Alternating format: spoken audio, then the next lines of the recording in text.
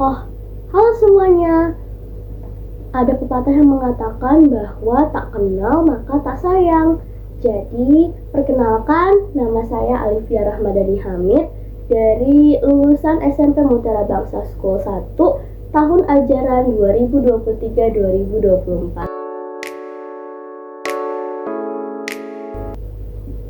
Alhamdulillah, sebagai alumni dari SMP Mutiara Bangsa School 1, saya berhasil keterima di SMA Taruna Nusantara di Magelang dengan jalur beasiswa. SMA Taruna Nusantara sendiri itu merupakan SMA Taruna terbaik di seluruh Indonesia. Dan saya juga keterima sebagai juara umum pada tahun ajaran 2023-2024 di SMP Mutiara Bangsa School 1. Tentunya banyak seleksi yang harus saya hadapi sebelum saya masuk ke SMA Taruna, karena pesertanya saja berjumlah 16.500 orang, dan seleksinya berikut dari seleksi administrasi, seleksi akademi, psikologi, dan jasmani, yang pada saat itu menurut saya cukup berat karena saya sedang berada di kelas 9 yang harusnya itu sedang fokus-fokusnya dengan kelulusan. Tetapi alhamdulillahnya saya bisa keterima di sana. 5 langkah lebih depan tuh gimana sih, Kak? Nah, maksudnya gini. 5 langkah lebih depan itu, kalian itu sudah memprepare apa saja yang kalian butuhkan ketika kalian ingin menggapai cita-cita kalian tersebut. Baik seperti belajar lebih awal dan sebagainya. Ada beberapa cara yang saya gunain untuk mulai menyusun strategi ketika saya ingin menggapai cita-cita saya. Kak, spill dong cara biar kita itu bisa 5 langkah lebih depan untuk mencapai cita-cita kita. Oke, saya spill ya. Cuman perhatikan dengan baik-baik penjelasannya. Yang pertama, menonton video mengenai tentang cita-cita kalian itu, jikalau kalian sudah mempunyai cita-cita. Jikalau belum, kalian bisa mencari jati diri kalian dulu dan mulai mencari-cari, oh ini loh yang cita-cita yang menurut saya anggap keren, tetapi ini dalam kutip nyata ya, jangan yang tidak nyata karena kalian sudah SMP. Nah, menonton video yang membahas cita-cita kalian itu maksudnya gini, kalian bisa melihat dari aspek baik maupun buruknya dengan cita-cita kalian itu. Misalnya aspek baiknya, misalnya contoh saya ingin menjadi dokter nih. Aspek baiknya mungkin kita bisa menolong masyarakat, lalu kita juga bisa mempunyai wawasan yang lebih luas mengenai kesehatan yang mungkin jarang orang itu mengetahui tentang itu. Nah, kalau kekurangannya, studinya itu lebih lama, bisa sekitar 7 tahun. Dan juga bisa dibilang pelajarannya terbilang cukup sulit untuk sebagian orang. Nah, itu yang saya maksud, kalian bisa menonton di reels-reels yang ada di Instagram, video TikTok, maupun video-video yang ada di YouTube. Lalu yang kedua, belajar dengan giat. Nah, belajar dengan giat di sini, giatnya tanda kutip itu bukan dari jam 4 sore nih sampai jam 9 malam kalian les tiap hari. Enggak seperti itu. Saya tidak menyarankan hal seperti itu karena otak itu kan butuh istirahat. Menurut saya sudah cukup apabila kalian itu sudah mengetahui tentang pelajaran yang kalian sedang pelajari itu apa, memahaminya dengan baik, memperbanyak latihan soal, dan juga mempunyai waktu atau dapat mengatur waktu di mana kita itu bisa belajar dan juga di mana kita bisa bermain. Itu menurut saya sudah cukup sekali. Terus yang ketiga, kalau bisa kalian itu mempunyai pengalaman di organisasi. Jujur, pengalaman berorganisasi itu belum begitu banyak yang mengetahui bahwa pengalaman organisasi itu sangatlah penting. Nah, pengalaman organisasi ini bisa kalian dapatkan dengan mengikuti kegiatan OSIS ataupun kegiatan paskibra apabila ada, dan juga mungkin kegiatan seperti PMR. Nah, sebenarnya pengalaman-pengalaman ini itu dapat meningkatkan portofolio kalian apabila kalian ingin memasuki jenjang SMA nantinya, dan juga bisa menambah kerjasama serta pengalaman kalian. Tetapi dengan satu catatan, di mana kalian bisa menyeimbangkan antara akademis dengan keorganisasian kalian. Apalagi jika cita-cita kalian itu berhubungan dengan akademis, berhubungan erat dengan akademis, dan harus mempertahankan nilai di akademis. Terus yang keempat itu mengenal sekolah-sekolah yang berpotensi. Nah, mengenal sekolah-sekolah yang berpotensi ini bisa kalian lihat mulai dari kelas 8. Mungkin mulai dari kelas 7 kalian hanya masih bermain-main, itu tidak apa-apa, atau mungkin masih mencari jati diri, itu tidak apa-apa. Tapi di kelas 8 kalian itu harus mulai mengenal SMA-SMA yang di sekitar kalian, ataupun SMA-SMA yang bagus menurut kalian, karena itu bisa menjadi salah satu potensi atau batu loncatan ketika kita ingin ke sebuah universitas yang memang kita inginkan, agar bisa juga dengan gampang menggapai cita-cita kalian itu. Terus yang kelima, mulai mencari lomba-lomba pada bidang yang kalian minati. Kenapa saya bilang seperti itu? Karena kebanyakan dari kalian itu hanya bergantung pada sekolah. Sesekali mencarilah pengalaman di luar.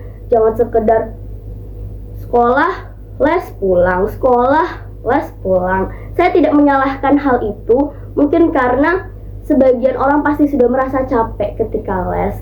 Tetapi tidak ada salahnya ketika kalian itu sedang libur atau sedang santai seperti liburan semester, itu kalian bisa mencoba beberapa olimpiade ataupun lomba olahraga yang diselenggarakan oleh beberapa organisasi yang menyediakan sertifikat. Karena sertifikat itu bisa menambah nilai plus kalian ketika kalian ingin ke jenjang SMA, sekaligus itu bisa menjadi sebuah pengalaman yang berharga untuk kalian. Nah, menang atau kalahnya ini tidak perlu diperhitungkan, karena kalian kalah pun kalian masih ada pengalaman di situ. Dan kalian menang pun nantinya kalian akan ketagihan. Sekali ngikut lomba, mungkin kalah. 2 kali ikut lomba, mungkin kalah. Tapi kalau 3 kali nanti udah menang, pasti yang keempat kali kalian akan ketagihan, saya jamin. Lalu yang keenam, mengasihkan kalimat-kalimat positif kepada diri kalian sendiri, meskipun berada di posisi gagal, dan jangan berlarut-larut pada posisi gagal tersebut. Kalau misalnya kalian nih lagi sedih, sekarang lagi sedih, lebih baik keluarin sekarang. Jadi kayak kalau mau nangis, nangis aja sekarang. Kalau mau teriak, teriak aja sekarang. Kalau teriak mungkin disclaimer itu bisa di ruang yang besar, atau mungkin ruang yang di luar agar tidak ada yang keberisikan. Dan juga kalian ini jangan sering menahan luapan emosi kalian, karena itu akan memendam terus dan akan membuat kalian itu menjadi selalu terpuruk dan tidak bisa bangkit rata-ratanya. Lalu yang ketujuh, jangan lupa untuk berdoa kepada Tuhan. Kalau kita sedang ada di jalan yang berkelok-kelok sekalipun sampai mau nabrak jurang, dan juga kalau misalnya kita mau naik tebing nih, kalau ada Tuhan ya tetap aja kita diridoin, masih bisa buat naik. Nah, terus yang kedelapan, ada komunikasi dengan orang tua. Mungkin beberapa di antara kalian ada yang kurang dekat dengan orang tua kalian masing-masing ya. Tetapi dikala mereka tidak begitu sibuk, mungkin kalian bisa meminta waktu mereka untuk saling mengobrol sebentar. Dari mengobrol hal kecil sampai ke mengobrol hal yang besar. Apalagi orang tua kalian pasti memiliki experience atau pengalaman yang lebih banyak di dunia sekolah maupun nanti di dunia perkuliahan. Dan itu akan menjadi gambaran kalian nanti ketika memilih sesuatunya.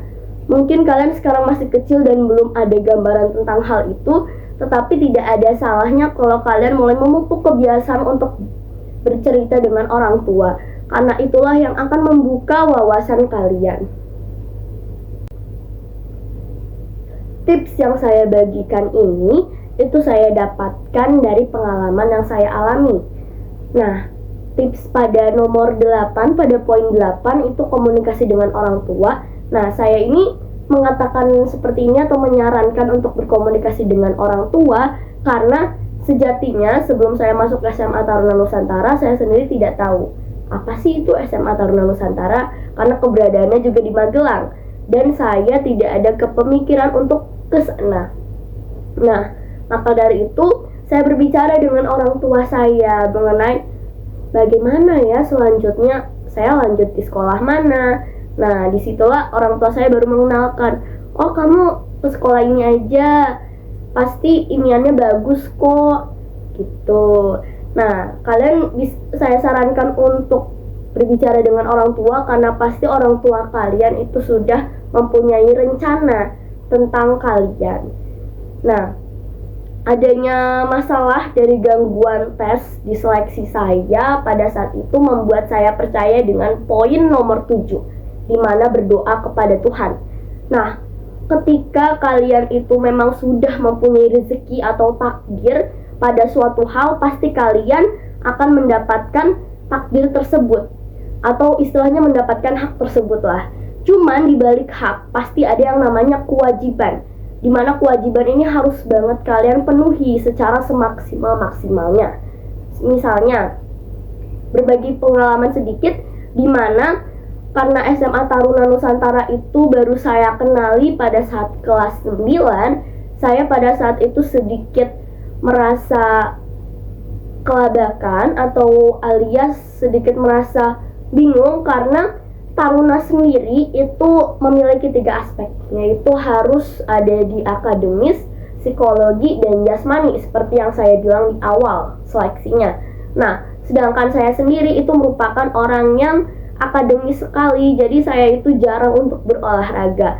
Maka dari itu saya berusaha selama 1,5 bulan sebelum tesnya agar pada saat tes jasmani itu saya tidak pingsan atau bahkan tidak merasa kelelahan, karena itu pasti akan menjadi poin tambahan.